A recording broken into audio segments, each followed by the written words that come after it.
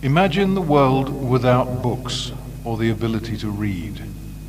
In other words, imagine what human beings would be without the alphabet, without writing, and without books. Many would certainly find human existence without books and literacy almost unrecognizable. All our cultures, all our religions, all our most cherished values and our most veritable skills, namely care for children, loved ones, the old and the sick, farming, the building of houses, roads, bridges, etc., have come from books, or some special books, or our ability to write down our experiences and memories for others to know them. In a word, the passion to read them and store them for the succeeding generations. It is in this sense that reading, or the ability to read, or the habit of reading, is central to all human cultures. Without reading and the ability to read, we would not be able to understand our religions and what they teach us, i.e., how to live a rich and fulfilled life without pain in the body or terror in the mind. A long time ago, when human beings had not yet invented writing, whether phonetic or alphabetic, human beings lived more or less like the animals, living in caves, foraging for food, or only living and dying without any memory or heritage. But when human beings invented writing, or the signs by which to symbolize themselves and the world in which they lived, they became truly human beings, that is, very different from the other animals. It was then on that human beings invented memory and culture, the capacity and need to shape the mouth of the earthen pot, to mold clay in a certain pattern, to build a house in a certain style, to mark day and night and time with a purpose, to store food for the next day, and to seek to know who they were in relation to the mountains, rivers, trees, rocks, and other human beings. But the invention of writing was also the invention of reading, for as far as we know, only human beings can read and therefore write. Human culture, in fact, is available only to those who can read. What we call educated people are really those who are literate, that is, those in the possession of an alphabet, namely those who can read and do read or have read a great deal of books and are, to the same degree, acquainted with books and writing and learning. This is chiefly why in modern society today there are the skilled and the unskilled. The skilled are those who have been to school or college, have read a great deal of those books we are required to read in schools, from primary school through to university. The skilled, or those who have read and are continually reading, are rewarded with important positions or roles in society. For example, it's hard to imagine a governor, a president, doctor, an engineer, a pilot, or a professor who has not read or who did not previously do any reading. In other words, who is not educated. But there are other benefits of reading, or of having read and being able to read. Reading enlarges the mind. Those who have read many, many books are likely to be broad-minded, cosmopolitan, nice and pleasant.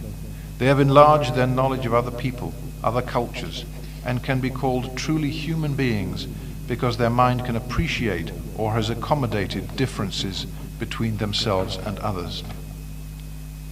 Indeed, such experience, such refinement comes and can come only with a passion for reading.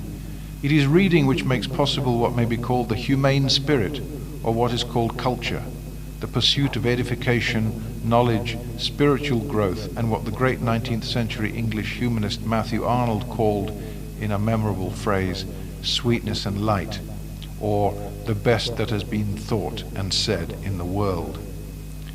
It is also in this sense that reading excites the imagination. It takes one to new experiences, to different kinds of people and cultures, to fantasy worlds, realistic worlds, surrealistic visions of life and places, and to new characters and identities and consciousnesses. Reading is, in this sense, a voyage to yourself, to ourselves, and could therefore make you discover something that you yourself or thought could not think but could appreciate.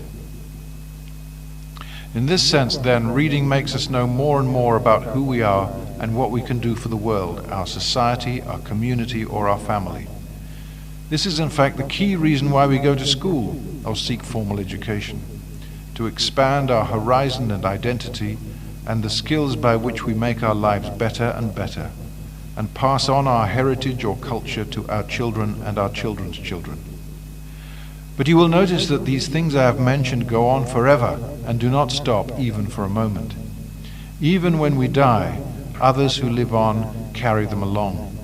It is also in this sense that reading cannot and will never stop. Yet this is also why we too must go on reading. First, if only to remain human. Second, if only to know more about our identity, including our religion, the society, the world, and the universe. Therefore, read, read, read, and never stop reading. Read everything you can, from your religious textbooks, your school books, and the stories in other books, to the newspaper, the road signs, and the writing on bridges, walls, and billboards. This is why I would recommend that you read at least 2 pages every day before you go to bed. Read the interesting stories in Maganajarichi, Alice's Adventures in Wonderland, 101 Nights, Things Fall Apart, Jiki Magai, the novels of Garcia Marquez, Naguib Mahfouz, and Joseph Conrad, the plays of Shakespeare, the poems of Omar Khayyam, Pablo Neruda, Wordsworth, and Moody Speaking, the philosophical ruminations of Ibn Rushd, and the hundreds of exciting stories in books written in our native languages. For example, read the Quran, the Bible, the Bhagavad Gita, Book of the Dead, the dictionary, etc. Read poems, novels, plays, newspaper reports, anything you can lay your hands on. You can read not only in the library, but also in your room, in the toilet, or in the kitchen, or wherever you happen to be. Let me emphasize this: reading is an oasis which comes over to you like an absolute surprise. But it is also a desert guide and a prayer that knows its destination. This is why to read or to engage in reading is to invent, and to invent would be to know and how to say come and to answer the come of other human beings. Reading is, I dare say, a gift of and for human beings alone. We must therefore read and read and read. Only then can we write and be able to write. Only then can we be educated. Only then can we be full and enriched human beings and thus be literate and civilized. In conclusion, I say to the reader, if we all stop reading or would not read or can't read, then there would be no books, schools, money, cars, bicycles, roads, bridges, houses, beds, radios, clothes, shoes, indeed society itself, or in other words, we, the human beings. Many of you would say this is unimaginable or unthinkable or even calamitous, a situation in which there are no books, no readers, or no reading itself. If this is the case, then it all goes to show how important reading is. For without books, readers, and reading, we would all be thrown back to the earliest beginnings of time, when human beings lived like the animals that we see around us today, wholly dependent on the natural world and therefore without culture, intelligence, or enlightenment.